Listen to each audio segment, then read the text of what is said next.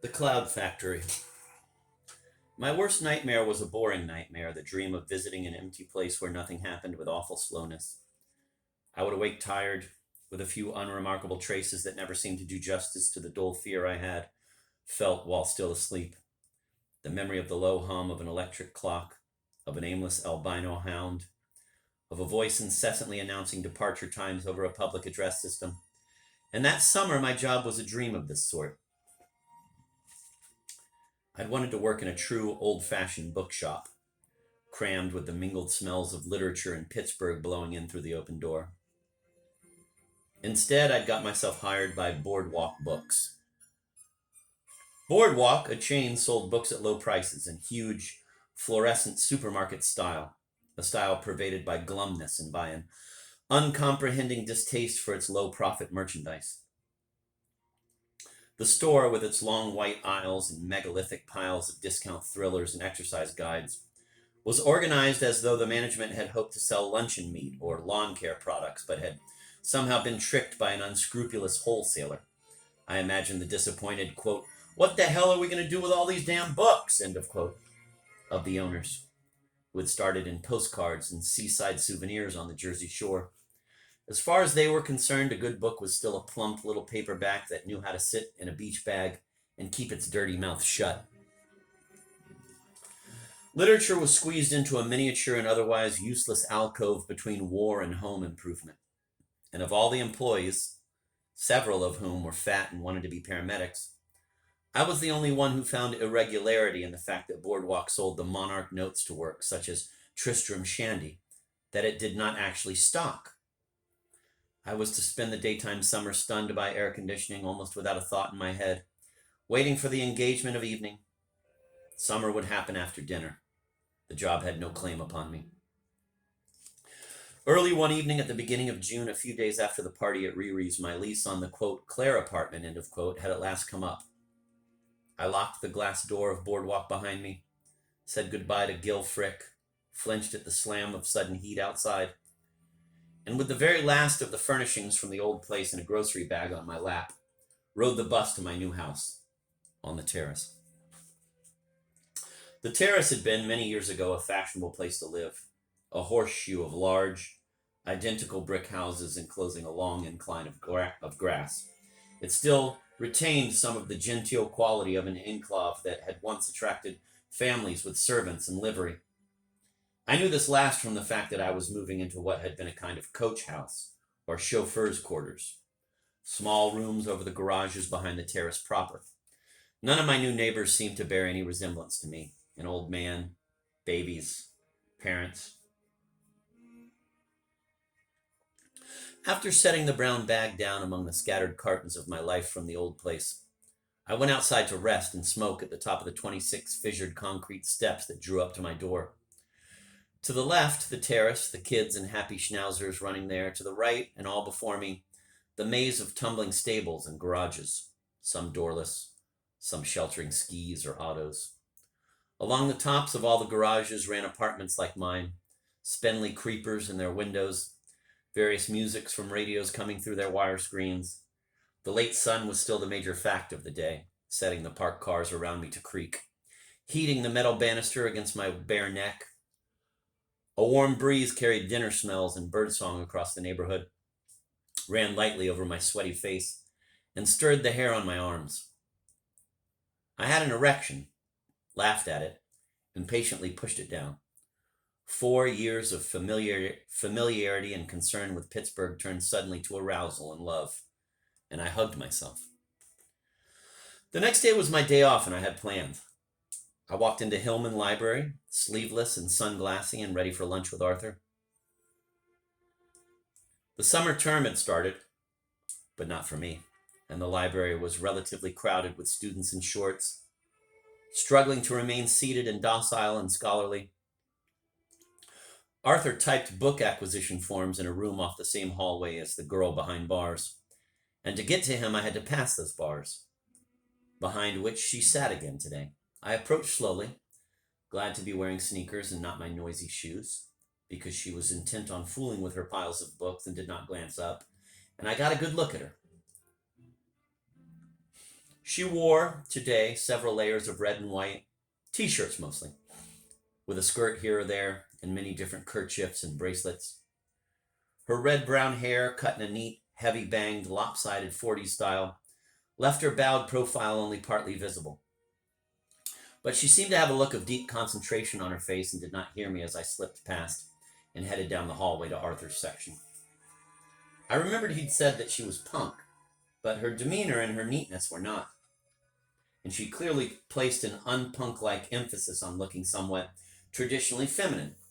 Pink fingernails and ribbons. I wondered what she was, if not a punk. Arthur had his lunch bag ready and quickly slipped a bookmark into what he was copying as I came in. "Hi," he said. "Are you ready? Did you see Phlox?" "Hi, yes, I saw her. Phlox, haha. What a great name." "Well, she certainly likes you, boy. You'd better watch it." "What do you mean? How do you know? What did you say?" "Come on, let's eat. I'll tell you on the way out." "Goodbye, Evelyn." "Oh, I'm terribly sorry, Evelyn. This is my friend Art Beckstein." "Art, this is Evelyn Maschiarelli." Evelyn was one of his co-workers, his superior, nominally. She was a tiny old thing who had trembled away her life in Hillman Library, and, as Arthur later told me, was in a therm over him.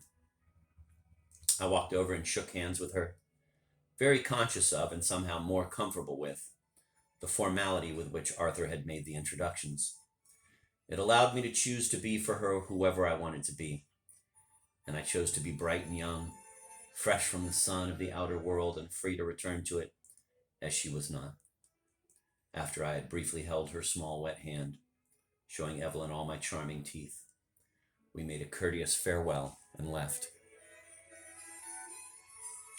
On the way out, of course, we came upon Phlox, drinking from the fountain in the hall.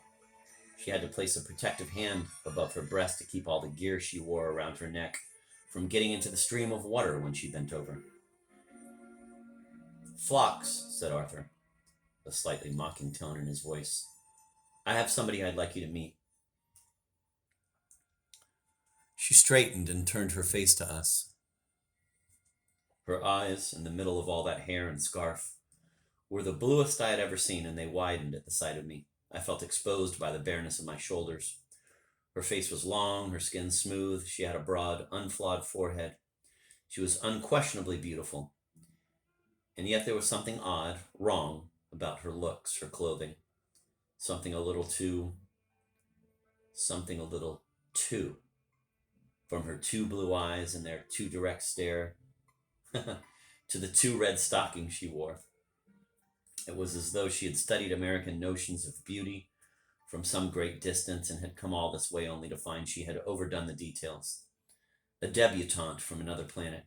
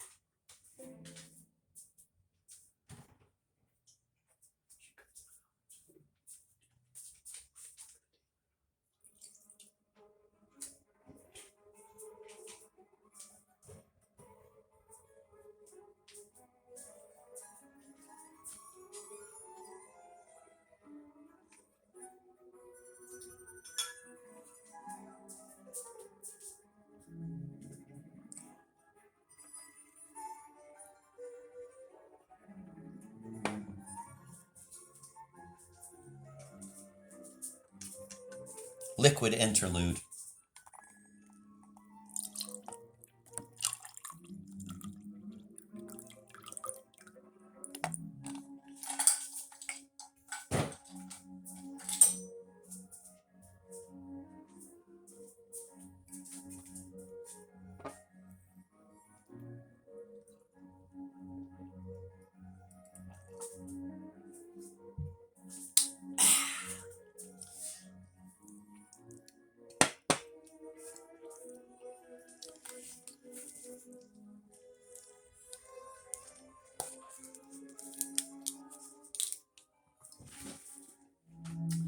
Art Beckstein, I'd like you to meet Phlox, Arthur continued. Phlox, I'm sorry, I don't know your last name.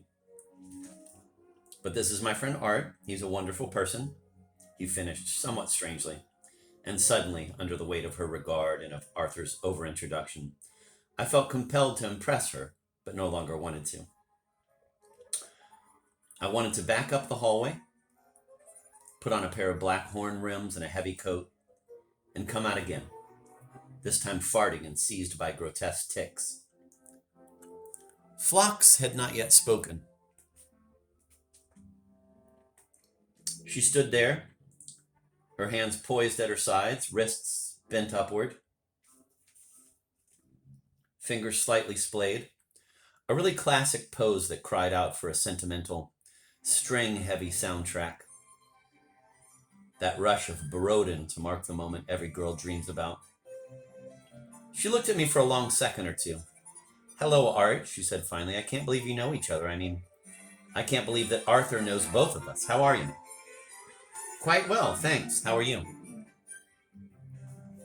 Fine, Arthur says you're not from Pittsburgh? He does? I looked at Arthur, who was looking at his hands. No, Washington. No, well, I'm almost from Pittsburgh.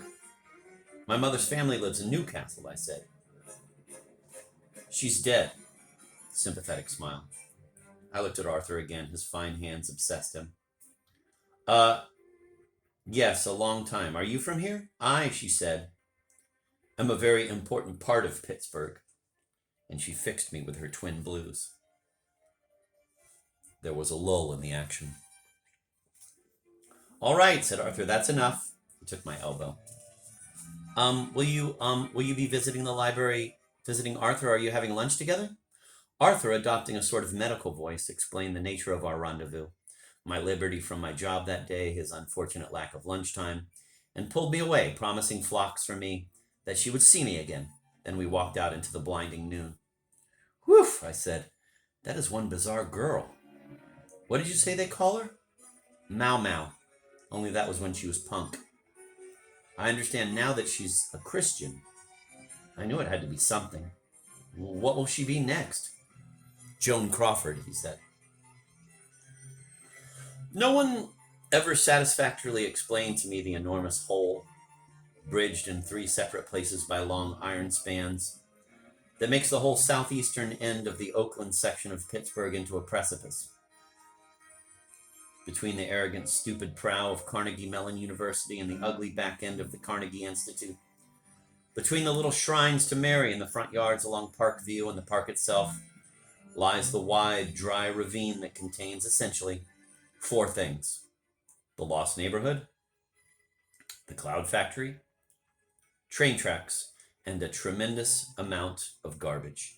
It was from a semi-secret lunch in Belvedere, the top step of a high concrete staircase that rose at least 10 landings from the floor of the big hole, that I got my first long look at the Lost Neighborhood.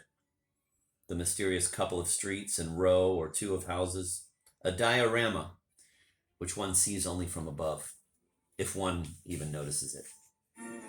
I had probably seen it once or twice during my 4 years in Pittsburgh, but had never known of the half-dozen ancient staircases scattered throughout South Oakland that led down to it, nor realized that there were people really living in it. There were even a school and a baseball field. You could see the tiny shapes of children running bases down there at the bottom of Pittsburgh.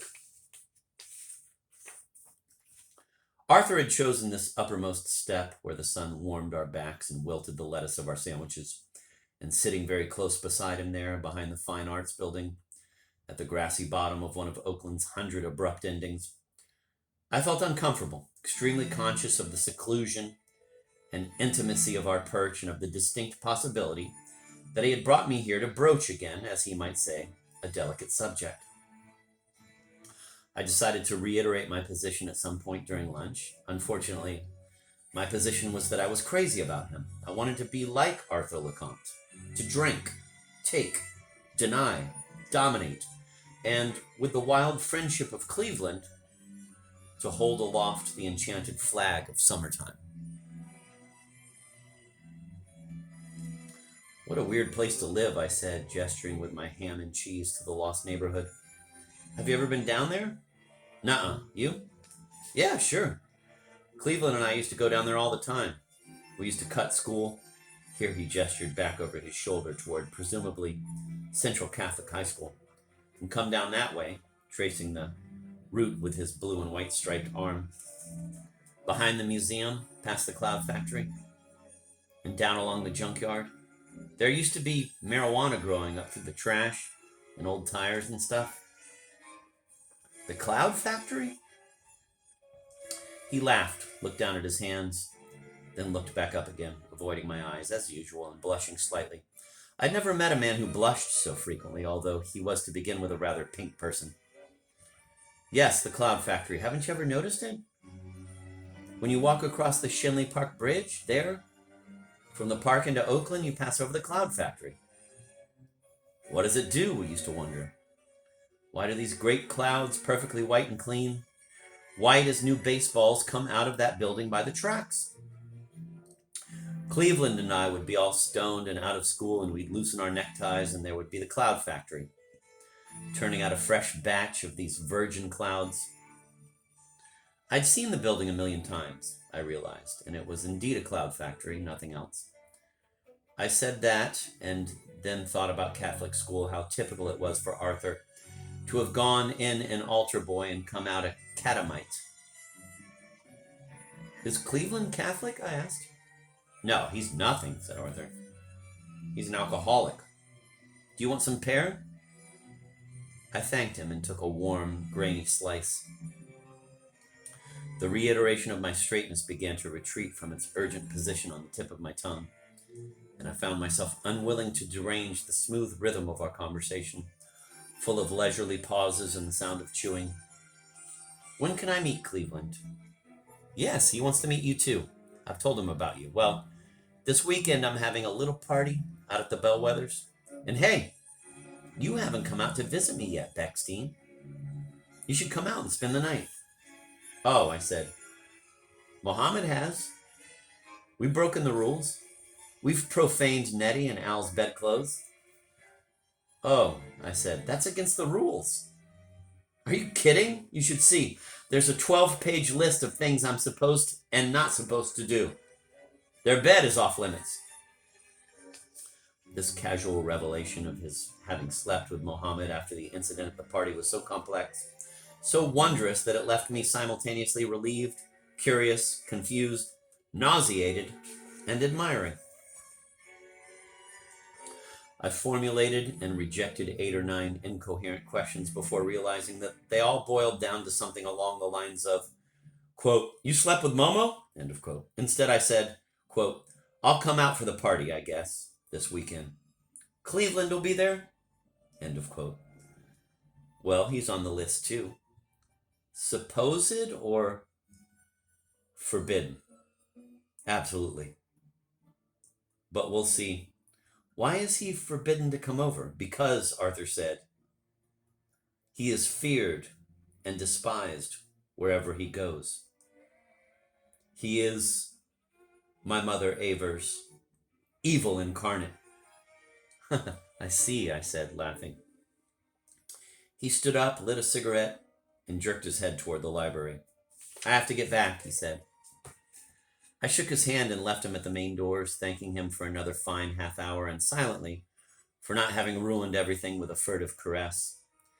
When he went back to work, I later learned he invited Phlox to the party and told her that I planned to attend only to dance with her. I smoked and looked down at the bottom of Pittsburgh for a little while, watching the kids playing tiny baseball, the distant figures of dogs snatching at a little passing car, a miniature housewife on her back porch, shaking out a snippet of red rug, and I made a sudden, frightened vow never to become that small, and to devote myself to getting bigger and bigger and bigger